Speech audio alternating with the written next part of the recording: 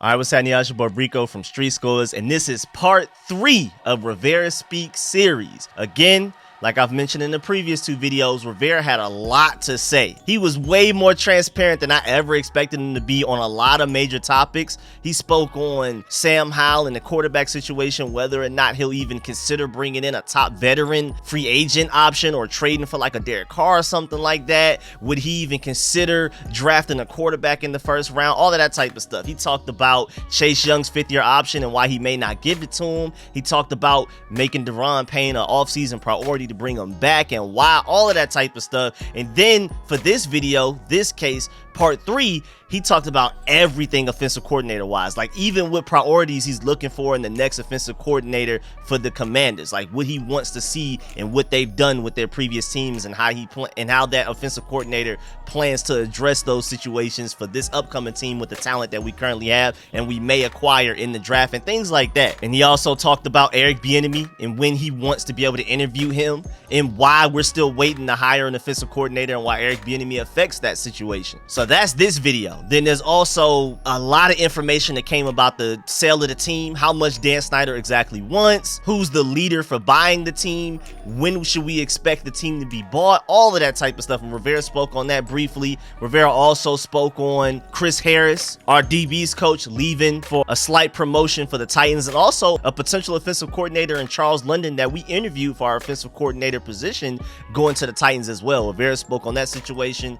And of course, like I said in the previous intros for the other 2 videos, this is the 3rd one again, I just felt like it was better to give each of these major topics their own individual video. Y'all know I try to consolidate videos because I know a lot of y'all do like the longer videos, but I just wanted to make sure I took the time to really dive into each of these topics and give them the justice that they deserve. But before we dive into this topic today, make sure you subscribe to the channel, hit the bell next to the subscription button so you get notification immediately, and every time I release an informative and opinionated video just like this one, make sure you pull up every Sunday for the call-in live stream, the call-in show, where I open up the phone lines and y'all call in. You're a part of the show. You're just as much a part of the show as I am. Open up the phone lines. You can call in, ask whatever questions you may have for me or even for the chat. Propose like a debate topic, like somebody brought up a couple of weeks ago. Is Daron Payne or Montez Sweat more irreplaceable? Who should we prioritize keeping between the 2? Things like that. Make sure you call in, and if you have your opinions on anything, draft, free agency, even if you want to talk about a mock draft you may have done, make sure you call into the show and just talk with us, man. And without further ado, let's get it.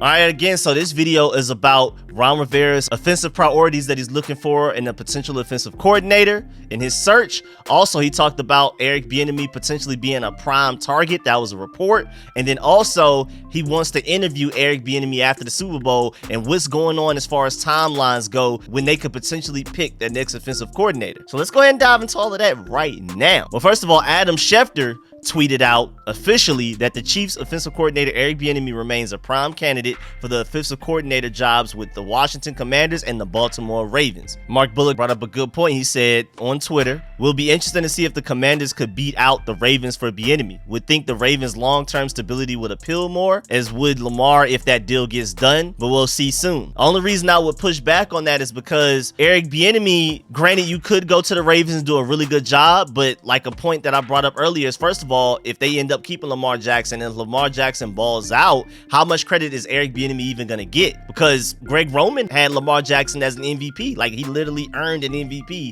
and he's played very well since as well, trying to carry a team with barely any receivers. And speaking of no receivers, the reason that a lot of receivers don't want to play for the Ravens was because of Greg Roman. And again, a lot of people don't like Greg Roman. A lot of Ravens fans were happy that Greg Roman left, and even under Greg Roman, Lamar Jackson was an MVP. So if Eric Bieniemy comes in and Lamar Jackson balls out but doesn't even win MVP, are people going to look at Eric Bieniemy like he's worse than Greg Roman? So it's just like, where do you even win there? What do you gain? And then also, Harbaugh is not going anywhere anytime soon. So granted, you could go to the Ravens and best case scenario, prove yourself to be worthy of a head coaching job somewhere else, but why not come to the Commanders where you could be offensive coordinator this season and then potentially head coach for the same exact team the next season with Ron Rivera on the hot seat, especially with a new owner coming in. If you can go out there and prove yourself to be worthy, you could be first in line to get the head coaching job for the Commanders if Rivera gets fired. It's not guaranteed, but it does seem quite likely. Rivera's already been through this in Carolina. New owner came in, and then the Carolina Panthers were underperforming, and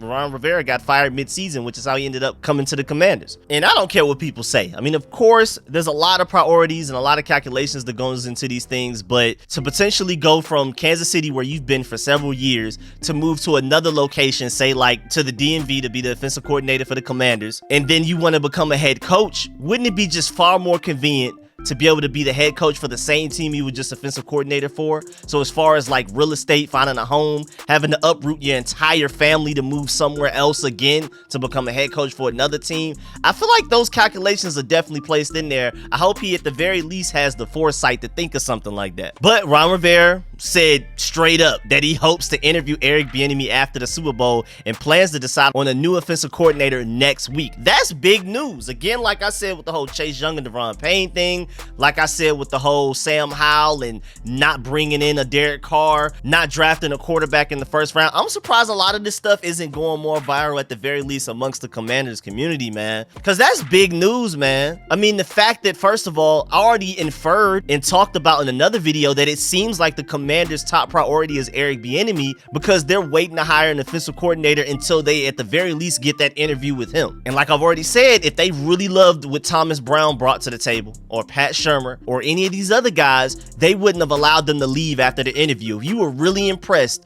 with any of those guys that you've interviewed already, you don't let them leave the building not already being your next offensive coordinator, because you don't even want to risk those guys going somewhere else. So it just seems like they're just waiting on Eric Bieniemy. Like, we know this is our guy, we just got to be able to talk to him first to make sure type of thing. Eric Bieniemy is literally holding up everything. If the Chiefs had already lost in the playoffs, say they didn't even win one playoff game, we would probably already have an offensive coordinator by now, and it would quite likely be Eric Bieniemy. And even if it weren't, we probably would have already have made a decision, because we probably would have already interviewed him. We probably would have already interviewed everybody that we wanted to interview, still waiting on Eric Bieniemy last, and then we probably would have made a decision by now. So another breaking news thing is that basically after the Super Bowl, they should be able to decide on an offensive coordinator by next week, because after the Super Bowl, they should have interviewed Eric Bieniemy, and that's like the last guy they feel the need to interview. After that, they're ready to make a decision. And I feel like, again, that's really big news. Michael Phillips from Richmond.com said in his article, Rivera said he's hopeful to hire an offensive coordinator next week and is equally hopeful to talk to Kansas City Chiefs offensive coordinator Eric Bieniemy before finishing that process. Quote, I'm hoping to get the chance. Obviously, he knows my situation. He knows my circumstances, but I haven't been able to talk to him because by rule you can't, and that's football. So we'll wait for the right opportunity, unquote. He noted that Bieniemy not having been named the head coach at this point is surprising to him. Quote, I'm tremendously surprised. To listen to people's reasoning saying it's because he's under Andy's shadow, I think it's unfair. I mean, you have to be willing to give the guy the opportunity more than anything. I had to get my opportunity. It took me 8 interviews before I got my opportunity, and I don't think Eric deserved to have to go through that. But what it is, from what I'm hearing on the grapevine, is he's looking for an opportunity to work with a defensive coach. So I want to see about that opportunity, unquote. A lot of very important quotes from that alone. We already talked about some relatively headliner type of stuff already, but then even just in these quotes from Rivera. Let's start with the first one. First of all, the fact that Rivera is so high on Eric Bieniemy. It's already been reported. I mean, a lot of us already know. It's pretty common knowledge that Rivera loves himself some Andy Reid. A lot of what he's learned as far as becoming a head coach and how to run a team and things like that have come from Andy Reid. He calls him, he asks for advice, everything. Really values Andy Reid's opinion. And if Andy Reid is high on somebody like Eric Bieniemy, that's going to speak a lot to Rivera. That already is really interesting. And the fact that Rivera is even talking about Eric Bieniemy just isolated, even ignoring his attachment to Andy Reid and being under his coaching tree, just Eric Bieniemy alone, Rivera sounds like he's very high on him and thinks he's been deserved an opportunity to at the very least become an offensive coordinator somewhere else, but he feels like he even deserves to be a head coach somewhere. He's that high on him. Also, another funny point is that, I mean, this sounds like tampering. The way he's talking about him, he even said it like with the circumstances and by the rule book, we can't interview him just yet. But I can talk about how much I like him. I can talk about how much I want to interview him and how much the connection works. Another interesting point is the fact that he's heard through the grapevine that Eric Bieniemy wants to work with a defensive head coach so that he could have all of the responsibilities. He could be the sole play caller, not just the primary play caller, but he handles all of it his own. And we've seen, even if Scott Turner didn't necessarily deserve to be the play caller for the Commanders because he didn't handle that responsibility very well, at the very least, Ron Rivera is going to let you run the offense. He's going to let you call the plays and everything, and that has to be very attractive to Eric Bieniemy. Now, granted, to be completely honest, that's the same exact situation he would have with the Ravens, a defensive-minded head coach, and he would have sole control of the offense, offensive coordinating, play calling, play designing, all of that, just like he would here. So that is a great thing for the Commanders to have as far as an opportunity for Eric Bieniemy, but it's not like the Ravens don't also have that as well. But again, for the reasons I've already stated, I still feel like the Commanders are a better situation for him, especially long-term if he ultimately wants to become a head coach and to be able to rival his own teacher, Andy Reid, someday. And what better to do it than to go from red and yellow to burgundy and gold and then y'all meet in the Super Bowl? Come on, man. That's Disney movie type of stuff. Come on now. You got to see the vision, Eric Bieniemy. You got to see it. But yeah, man, that's not any type of tampering. There's no tampering there. I mean, I know it's not a player. It's an offensive coordinator. But I don't know, man. This sounds a little tampering like. I mean, even the pity, like the fact that he said, and Eric did not deserve to have to go through that. That sounds like somebody sliding in somebody's DMs after a terrible breakup. Like, you did not deserve that. Go to somebody like me that would treat you better type of stuff. That's what Rivera's pulling. Like, he's trying to hit every angle on this Eric Bieniemy situation. And I ain't mad at it, man. Do what you got to do. And an even funnier connection from Ron Rivera to Eric Bieniemy is that Eric Bieniemy said in his quote, when talking about the Chiefs and potentially becoming an offensive coordinator somewhere else, he said, right now, I am where my feet are. I don't know if Rivera, he's been talking to Rivera so much that that's gotten imprinted into his brain, because y'all know that's one of Rivera's famous quotes. Rivera loves saying that. Be where your feet are. I'm going to be where my feet are. And so there's that connection with Ron Rivera. He already believes the same main philosophy that Rivera believes in, so there's that connection. And again, like I already said, has Eric Bieniemy been talking to Rivera so much already that now they're starting to talk alike and think alike? Is the connection that strong? I don't know. I'm just playing, but there could be something there. But at the same time, there's video proof that a lot of people say that. Tom Coughlin says it, Nick Saban says it, Chip Kelly says it, Dan Quinn says it. A lot of people say be where your feet are. But you know, Rivera's one of those guys that's mostly known for doing that. And for Eric Bieniemy to say that, I think he knew what he was doing in that interview. I know he was actually trying to answer that question, but I do feel like that was like a slight lob. Like, if you catch it, you catch it. If you don't, you don't. Those who need to know.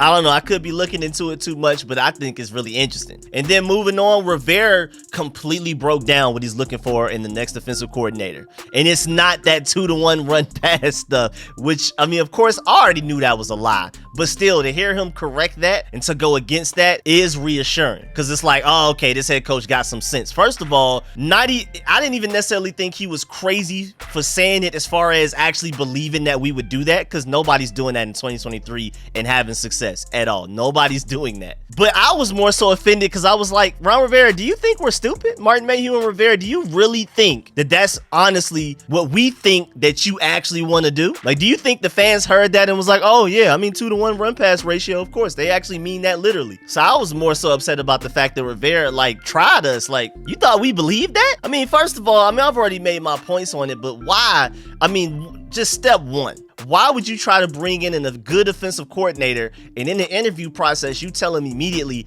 I don't care what you've done. The reason we want to hire you, throw that out the window. Everything you've done well, and the reason that you're even here for this interview, forget all of that. We want you to come here and run this offense the way that we want it run, and that's a 2-to-1 run pass ratio. What kind of sense does that even make? Why would you draft Jahan Dotson in the first round, give Terry McLaurin all of that money, get Curtis Samuel a couple of years before, and then you brought in Carson Wentz with a big arm rather than just staying with the simple Taylor Heineke, who runs a pretty good run-heavy offense already? Why would you do all of that to do a 2-to-1 run-pass ratio? That's just a built-in excuse for if you miss on quarterback, then at the end of the day, you could just say, well, we already wanted to run the ball 2-to-1 anyway, so we're just doing what we already planned on doing. So you can't be mad at us. It's really just a built-in excuse, honestly. Really just for the fan base and the media, I guess, or maybe the owner that isn't paying as much of attention. I don't know. But Rivera went on to say, back to my main point, Michael Phillips from Richmond said that Rivera pushed back against the perception of a comment general manager Martin Mayhew made after the season, that the team wants to build to where it can have a 2-to-1 run-pass ratio. He said that refers to late in games. So Rivera basically said when they get late in games,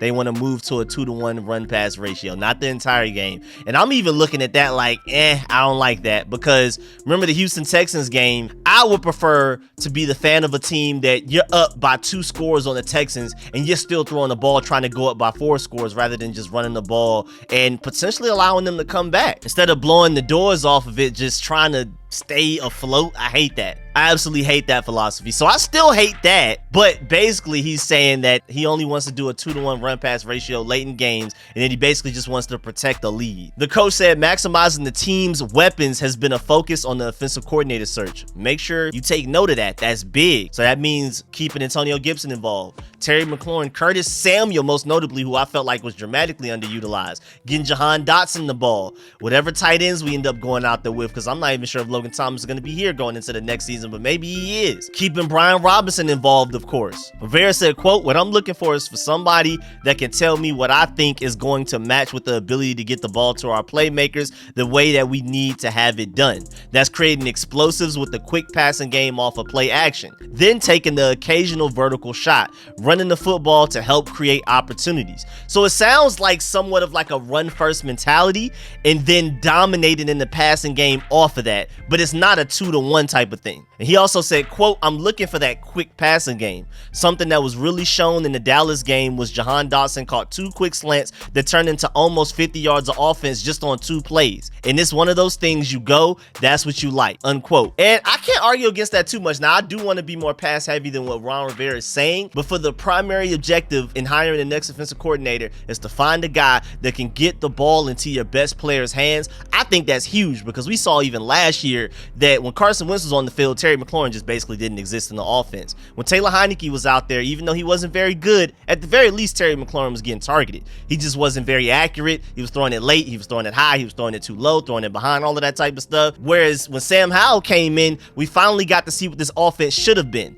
which Ron Rivera noted in the example with Jahan Dotson catching 2 slants and taking those for 50 yards total just on those 2 quick little short slants. Sam Howell was accurate enough and had enough touch on his passes to where he hits guys on slants for like a 7-yard slant, but instead of having to slow down to catch it like they were having to do with Carson Wentz and Taylor Heinicke, they were able to still be in full stride and take off to get a lot more yards at the catch, the yak yardage. Or even one time, Jahan Dotson ran a route, and then when he was coming back to the ball, literally as soon as he turned around, the ball was right there already, which allowed him to maximize his ability to escape whatever defender was near him and to get as many yards as he could because of that. Because if the ball was even a split second later, Jahan Dotson probably would have been tackled while catching the ball and wouldn't have been able to get any yak yardage. But because the ball was there literally as soon as he made his break, he still had enough room to turn around and maneuver around the defender and pick up some more yards. So Ron Rivera already covets that in a quarterback, so that's why it does sound like Sam Howell should end up being QB1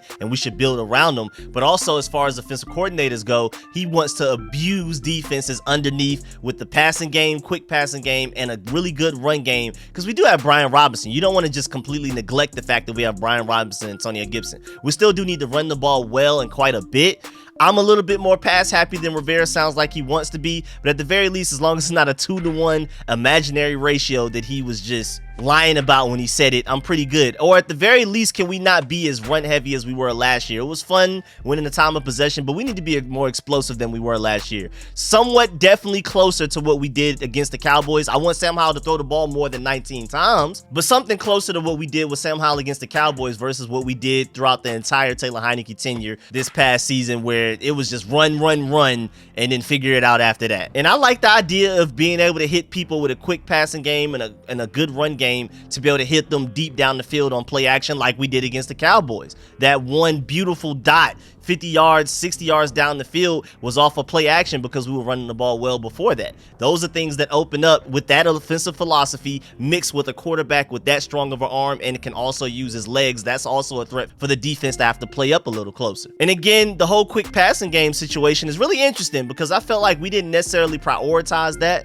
this past season, or at the very least it wasn't working because again, Taylor Heinicke at quarterback or Carson Wentz at quarterback, even worse. But now with Sam Howell, who has the touch and the accuracy to be able to throw the ball to guys in a way that they can still get some yards after catch, it sounds like Ron Rivera does want to emphasize that more. Literally, those slants that he talked about with Jahan Dotson, it sounds like even though that didn't seem like a big part of our offense last year, it will be moving forward. It's not only just running the ball, it's also quick passes to get the ball into your best playmakers' hands. And that sounds really interesting. It sounds like Terry McLaurin and Jahan Dotson will be better fantasy receivers this upcoming season because at the very least, they may not get the ball on post routes and comebacks and things like that, but at the very least on screens, slants, and drags, they're going to touch the ball a certain amount of times every game. And I'm really excited about that because I agree, get the ball into the hands of your best playmakers. That should be how every offense is ran, honestly. I hate the using Terry McLaurin as a distraction thing. Oh, I mean, defenses are going to focus on him, so let's get the ball to everybody else. No, Terry McLaurin still deserves his targets, and it was sad that it took Taylor Heinicke to finally try that. I'm not even sure if Scott Turner called those plays. I think Scott Turner would still try to use Terry McLaurin as a distraction, and Taylor Heinicke was like, nah, man, we got Terry McLaurin. I don't care if he's double team. I'm still throwing that. Also, really interesting news brought up by John Keim is that the Washington Commanders reached out to Brian Johnson of the Eagles, but haven't necessarily heard anything back. But there is some strong interest there. So if Eric Bieniemy ends up not working out, they would probably love to go Brian Johnson. The problem is it takes a lot of dominoes to fall because if Shane Steichen, who I really wanted as an offensive coordinator, one of my top 3 candidates, along with Thomas Brown and Darrell Bevell from the Miami Dolphins, who also said no. And then Thomas Brown is still lingering out there. I like those 3 guys even more than I like Eric Bieniemy. But as of right now, Eric Bieniemy is one of my favorite available options. But Shane Steichen, if he leaves for the Colts head coaching job, which he's interviewing for, then that means Brian Johnson can get an easy promotion to the Eagles offensive coordinator, and if that happens, that means he wouldn't come here. But if Shane Steichen ends up not getting the Colts head coaching job and then stays there as their offensive coordinator, maybe Brian Johnson leaves the Eagles to become an offensive coordinator somewhere, and then maybe that could be us. So it takes a lot of dominoes to fall there, and I know a lot of people are big fans of Brian Johnson. I'm really interested in his potential. Y'all know me, I like the potential in like the Thomas Brown and even like the Eric Bieniemy kinda, and Brian Johnson, Shane Steichen, the young, bright, creative offensive minds, not the older, proven history track record type of guy like a Pat Shurmur. I want the Thomas Browns, the Brian Johnsons. I would be really cool with that. I'm willing to take a risk. I'm looking for the next Kyle Shanahan, Sean McVay, not just some old, dependable offensive coordinator that's going to be kind of traditional. I'm trying to be explosive and creative. Take some risk, please. But yeah, man, that's the end of this video. Please get in the comment section. Let me know how you feel about everything discussed in this video. Let me know how you feel about the whole Eric Bieniemy situation, what Ron Rivera had to say about Eric Bieniemy and his next offensive coordinator, even if it's not Eric Bieniemy, what he's looking for criteria-wise. And of course, let me know how you feel about the whole Brian Johnson situation that I just mentioned and everything talked about in this video. And of course, I appreciate all the support, man. Shouts out to all of my sponsors, especially my Pro Bowl sponsors whose names you see scrolling on the screen right now. Leave a like on this video if you liked it, if you learned anything, and I'm gonna catch y'all later. I'm out.